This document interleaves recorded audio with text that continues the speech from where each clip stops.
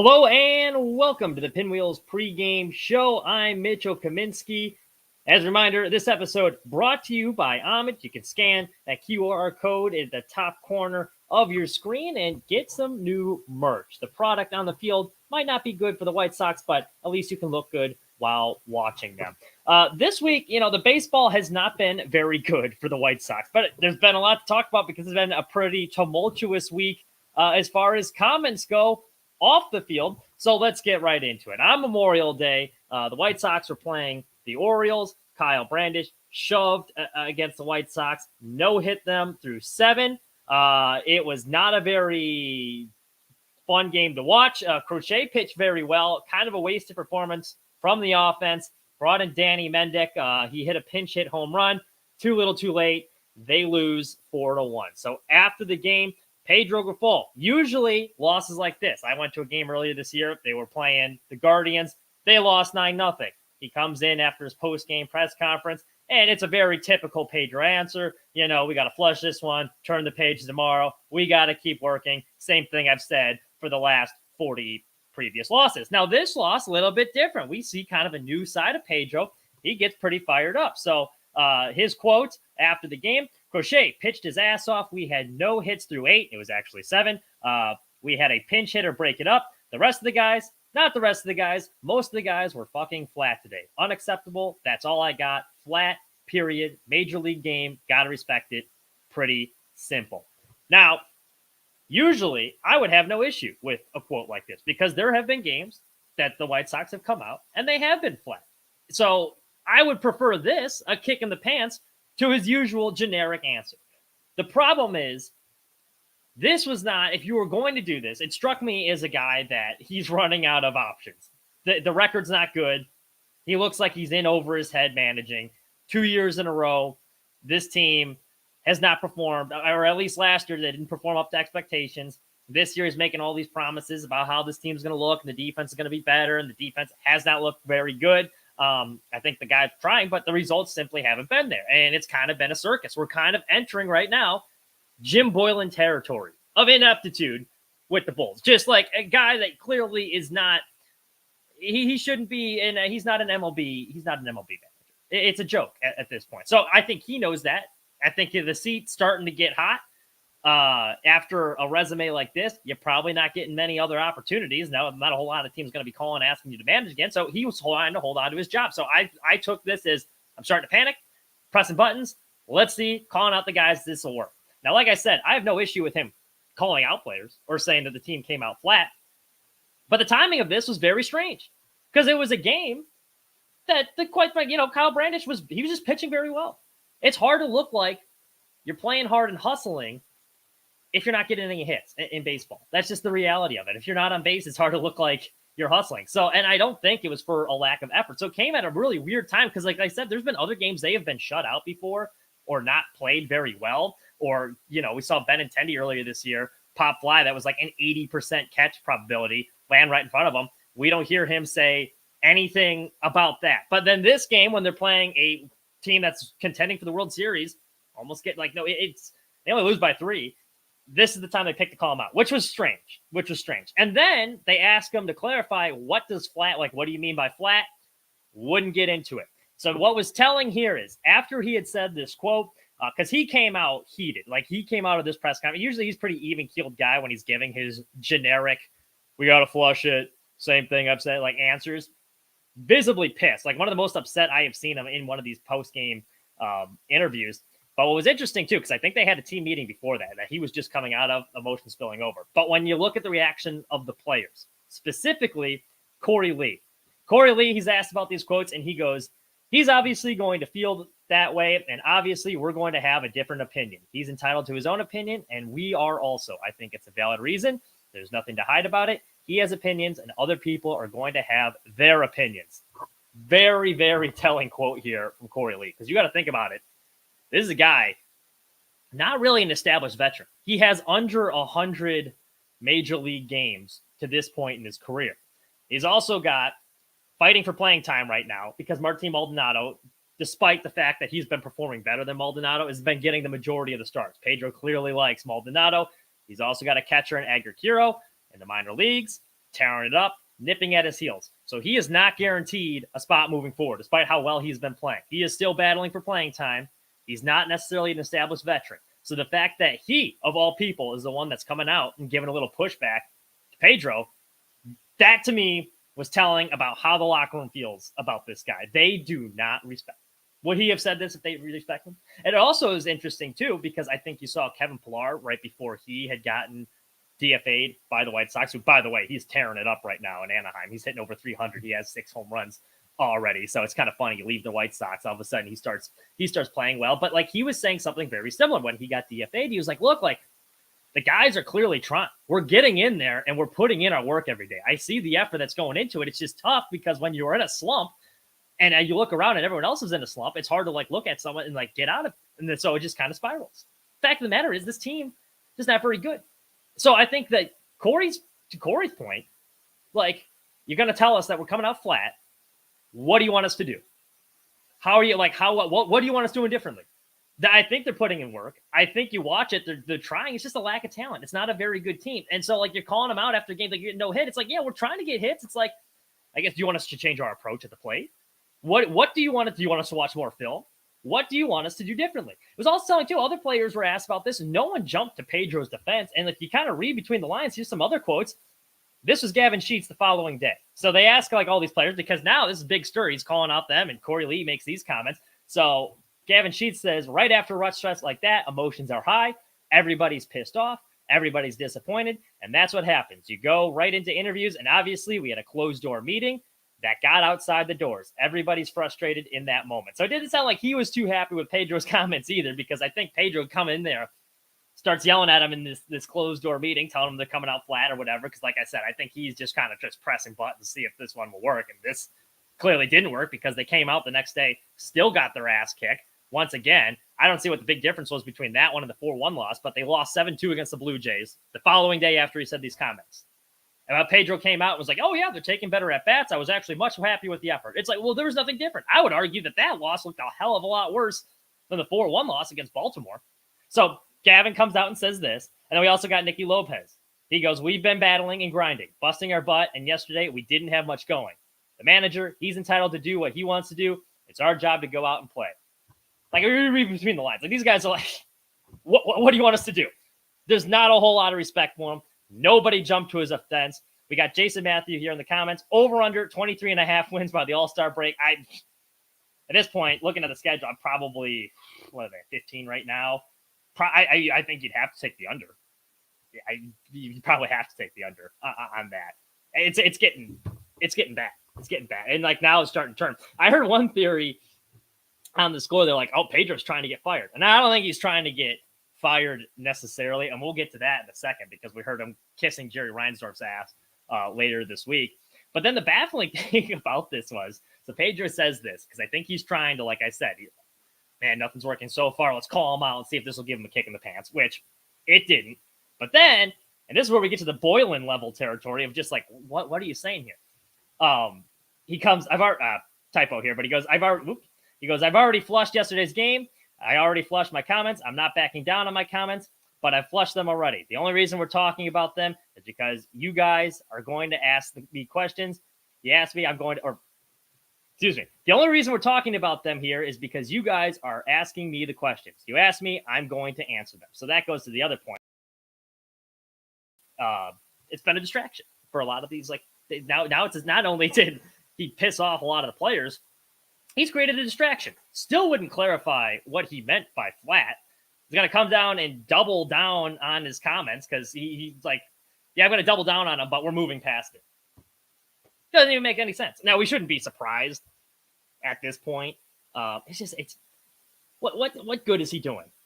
Why are we keeping him around at this point? It's long overdue. I mean, we say it every week, but nothing's changed. He makes all these promises of grandeur from last year. How about the White Sox going to play differently? And some of this is because of lack of talent, because as I have said, I do think these guys are trying. I think they are putting effort in. It's just they don't have a lot of talent. It's just not good. But like a lot of these simple mistakes, like you're still seeing like a lot of fundamental stuff. that has rolled over from last year that hasn't changed. So why are we keeping another player's respect? I mean, he's obviously, I think he's stunting a lot of the development that this team could have. You have a very capable manager in the dugout with Pedro or with Montoya, who's managed playoff teams before. Let him be the interim the rest of the way. That would give these guys a kick in the pants. Now, Pedro comes out later this week, and this is a national article. I saw CBS Sports, but he's making some comments because talking about Jerry Reinsdorf. He's like, nobody wants to win more than Jerry, which also tells me, like, yeah, he's still trying to keep his job. He's doing anything he can to keep his job because now he's kissing Jerry Reinsdorf's ass. But, like, really, that's what we're going to go with. Nobody wants to win more than Jerry. One of two teams in the MLB that have not spent over $100 million on a player. The other team, the Oakland A's, who are having to relocate because their attendance is terrible. And there's like the White Sox, there's a reason that those two teams, the White Sox and Oakland right now, are struggling because they don't want to spend the money. This is the same owner who also came out and said that, yeah, just because you have a losing record doesn't mean it was an unsuccessful season. If the bottom line, or he meets his bottom line in profits, that's a success for him. He said before that the goal is to try and finish around 500 or second or third place because it looks like you're in contention, but you don't actually have to spend a bunch of money on players. Like, more or less is what he's come out and said. This is the guy that wants to win more than anything. The guy that destroyed the 90s Bulls dynasty because he was cheap and didn't want to, help disband it. Took Jerry Krause's stuff. This is the guy that wants to win more than anything. Like, give me a break. Give me a break. Read the room, Pedro. Read the room. Like, if you're trying to get any support from the fan base, that is not really what you should be saying. But I mean, he's trying to save his job. He's trying to save his job. He knows who's writing his paychecks. He's trying to kiss his ass. But that, I mean, come on. Give like that. It's interesting. It's going to be interesting to see how this plays out now. Because, like, to this point, most players have been kind of quiet on Pedro. And we haven't seen any groundbreaking comments from, but the three players that did speak out, those three, like Nicky Lopez, Gavin Sheets, and Corey Lee especially, because he's not nearly as established in the locker room. The fact that he was the one that was so outspoken tells you all you need to know about how they feel about him in that room. It's going to get ugly. It's going to get a lot worse. The second half, I think, could get even worse now, because now, at least early in the season, you have some hope and optimism. And a lot of these guys came into spring training feeling like, hey, you know what? A lot of guys that are veterans or young guys that are hungry, they're fighting for their careers. We could surprise some people. Nicky Lopez said he was clipping bulletin board material to try and give some motivation. So you got that energy at the beginning of the season. Now they really have nothing. Like, they don't have a lot to play for. They're already out of contention. It's dog days of the summer. There's not a whole lot of people showing up to the ballpark. This thing could get a lot uglier before it gets better. Speaking of ugly, let's continue. Mike Clevinger, he is on the 15-day IL. So why is this important? Because White Sox, obviously, they're trying to trade him. This trade deadline, and there's an article we put up on Sports Mockery, one from our writers, Craig, was talking about this, that, the farm system's already pretty good. They got some pieces in there, but, as Bob Nightingale reported earlier, they are looking to trade Eloy, they're looking to trade Fetty, they're looking to trade Chris Flexen, they're looking to trade Mike Clevinger. You trade some of those guys, that farm system could get even better. You also have the draft coming. But now Clevinger on the 15-day IL. At what point do you cut your losses with Clevinger? Obviously, we know about all the off-the-field stuff. There's a reason that when they had him last year, nobody wanted him at the trade deadline. They placed him on waivers. Nobody wanted him. This offseason, nobody called him until the White Sox did. He didn't get signed until April 4th. Like, let that sink in. The season had already started, and then they signed him. And this is the guy you're trying to trade. So not a whole lot of suitors already. And now, because he waited so long, because it took so long for him to get signed, it took a bit of a ramp-up period for him to get going. So he's trying to still build into it. But, like, if you want to trade this guy, you got to put up some really impressive numbers because there's a lot of baggage there and already not a lot of teams calling. The numbers this year have not been good. 4 starts, he is 0-3, 6.75 ERA, 15 strikeouts in 16 innings, but he's got an 11.5% walk rate, bottom half the league. He's got a negative 0.2 WAR, just a 35.2 ground ball rate, which is a problem, especially in a hitter-friendly park like Guaranteed Rate Field, and opponents are teeing off of him. Expecting batted average, 295. So those numbers aren't great. You already didn't have a whole lot of suitors, and now he's injured. is not expected to be back till mid-June. Realistically, when he gets back, probably going to take some time to knock some rust off once again. He already wasn't pitching very well. The defense behind him isn't very good. Who's going to want him? Who's going to want to trade for him? You tell me a team that's going to be wanting to trade for this guy. No one's going to want to trade for him. He already doesn't have any suitors. Like, at this point, where do we cut our losses? The majority of the fan base doesn't like this guy. He is not pitching well. Even if you can trade him, you're not getting much for him. So it just goes back to, I don't understand. I didn't understand why they signed him to begin with. Now with the injury, back in mid-June, that's not a whole lot of time to raise your stock. He already wasn't pitching very well. At what point does the stock just say, let's cut our losses, get one of these young kids who's throwing well in AAA to come up here and give them a shot? That's what I would like to see. I'm sure they won't do that. He'll be back pitching, but that's what I would do. At what point, let's just cut our losses. Another interesting thing that came out this week. We were talking about this a few weeks ago. So there's a report that came out from Future Sox, because we mentioned Bob Nightingale said the White Sox are trying to have a fire sale at the trade deadline.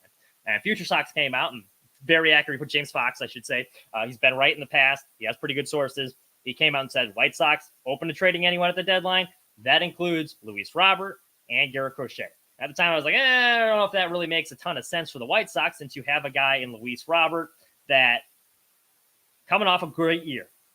So if you were willing to trade him now, the offseason would have been the time to do it, because he's coming off one of his best career seasons. He's still got a lot of control, and he's affordable. Value's at an all-time high. If you were willing to trade him, why wasn't he available over the offseason? Because all the reports that were coming out over the offseason were this guy's virtually untouchable. Then he gets injured a few games into the season on the IL. Value not nearly as high. And that report had come out. I was like, that's kind of curious. Also, the White Sox, Jerry Reinsdorf, who, nobody wants to win more than Jerry. But he said the reason that they hired Chris Getz is because they owe it to the fans to make this a winner quickly. So what's quick?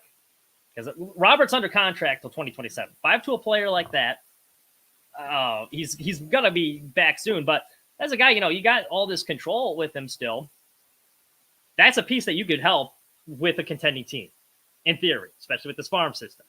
So I was like, at what point? There's got to be some guys that you want to keep. So finally, it did come out this week that White Sox, Bob Nightingale reported, he's pretty plugged in with the White Sox as well for USA Today in his article of Sunday.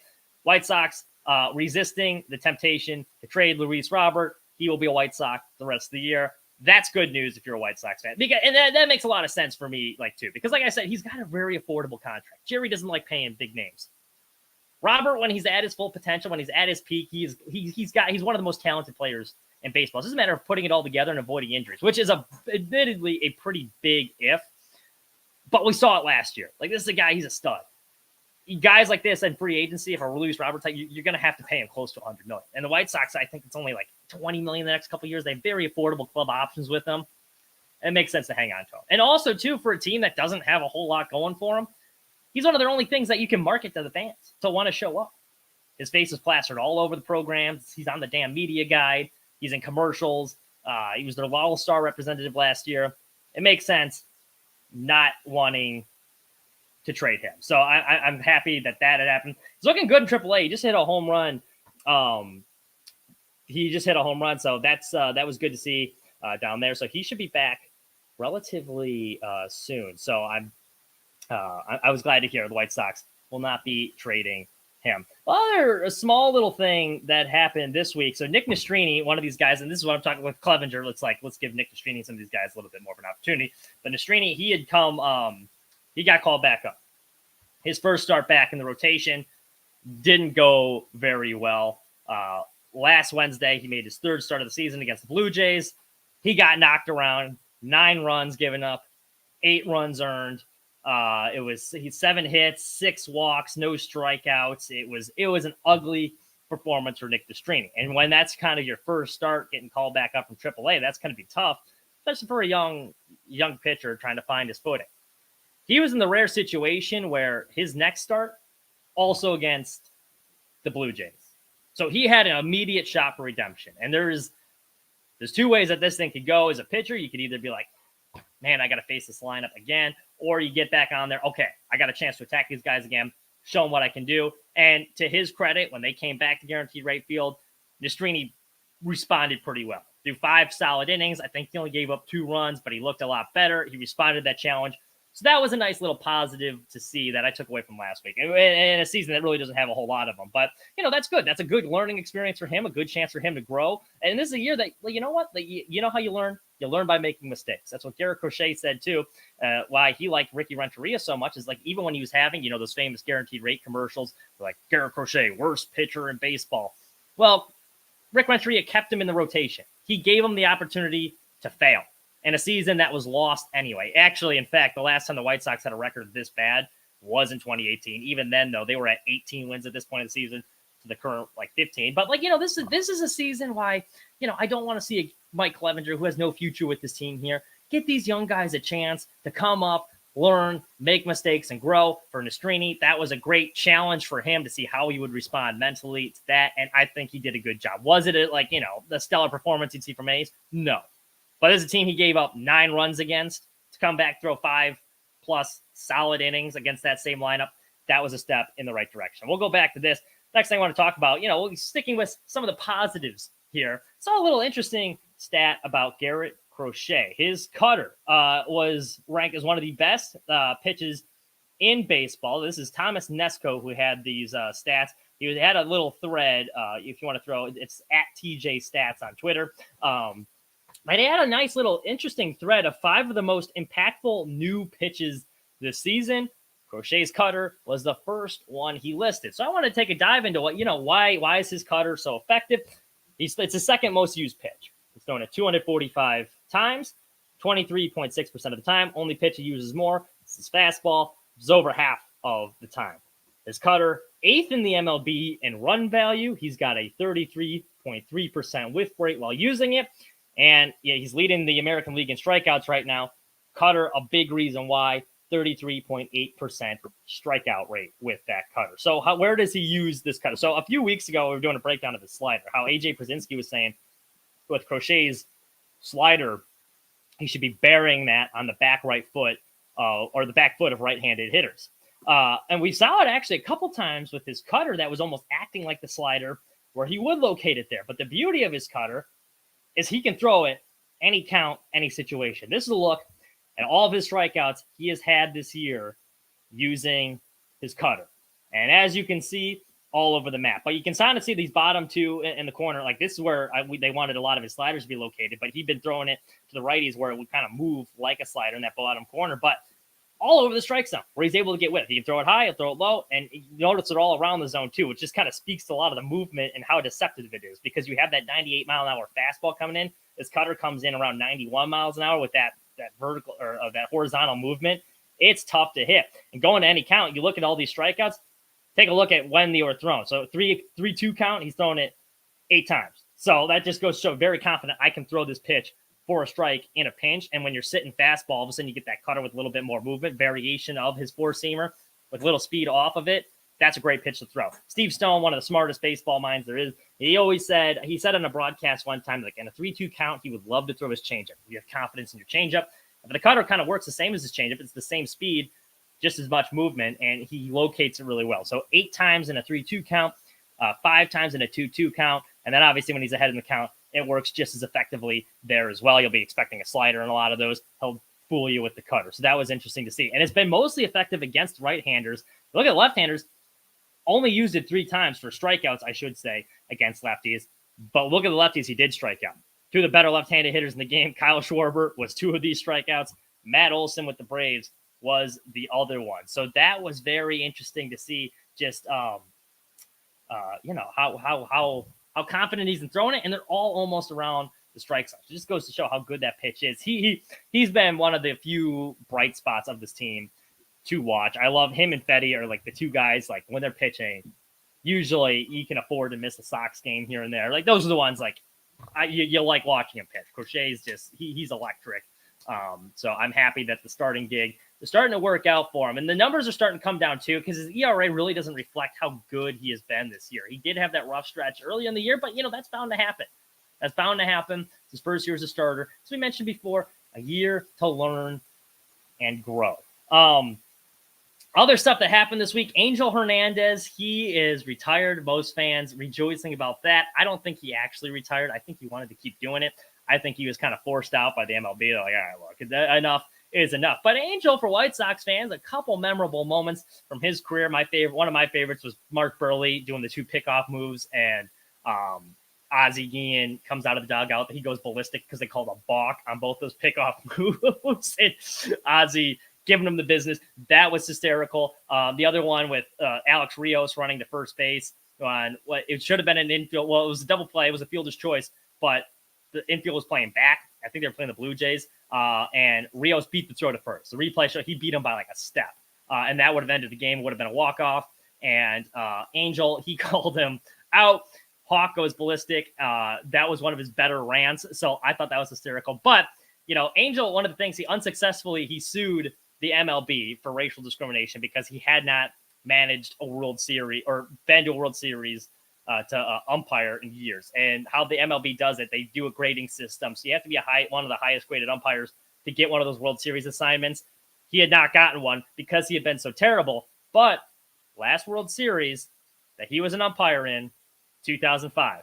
We all know what happened 2005. So, you know what? Angel will always have, for good, bad, or otherwise, a place in White Sox history for some of his funny moments and being on the umpire crew when they last won their World Series. Other things just from around the baseball world I thought was pretty cool. I hope most people don't have a problem with it, but the MLB, they've announced that Negro League records will officially be in the MLB database, which is well deserved. I mean, look at a guy like Josh Gibson, who he hit close to 400 in his career average.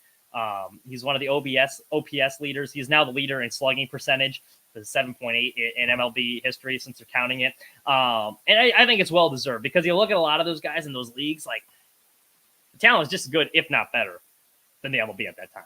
Yeah, how I know it is because Satchel Paige, when he was in his 40s, came into pitch because he was finally allowed to in the MLB, and he still threw the ball pretty damn good, despite being in his 40s and well past his prime. It's a shame that more guys like Josh Gibson didn't get an opportunity there, but they're now finally getting the recognition they deserve. So that's good to see. Finally, just since our friend Drew asked earlier, talking about the Indy 500 finish, I was at the Indy 500 this week. It was great because I didn't have to watch the White Sox. If you're not even a motorsport fan, it's one of the coolest sporting events you'll ever go to, whether you're a motorsport fan or not. Phenomenal finish. There's only been 4 last lap passes in Indy 500 history. 2 of those have happened the last 2 years. Joseph Newgarden back-to-back. I was rooting for Pato O'Ward. He's been due for a while. Pato makes the pass on the last lap to take the lead. He looks like he's going to win his first Indy 500, and with 2 corners left, Newgarden makes it's such a good pay. Like, he hit him on the apex of the corner. It was phenomenal racing all around. Definitely check that out. Yeah, it was awesome. IndyCar is one of the most underrated motorsports there is, because not a whole lot of people watch it outside of the 500, but the racing's phenomenal. If you like F1, it's a better version of F1, quite frankly. Like, the driver talent, really good. Like, Pato O'Ward would finish second. He's a reserve driver for McLaren, but I know this isn't a racing podcast. We won't get too much into that, but if you did not see the finish for the 500, watch the last 10 laps on YouTube. I promise you, you will not be disappointed. Just a reminder, tonight, Pinwheels and Ivy, 8 o'clock, Fid, Zoe, and Aldo, going to be talking White Sox and Cubs news. A lot of stuff happening with the Cubs right now. Ben Brown, he looked really good last night. Offense, though, kind of struggling. Some big division games. Craig Counsell returned to Milwaukee. That didn't go well. He got booed, which, you know what? Good for Milwaukee fans. I would have booed him too. Like, he was a great manager for him, but, you're going to leave him and then go to your division rival. I mean, that's kind of good for Brewers fans. I would have done the same thing. I would have done the exact same thing.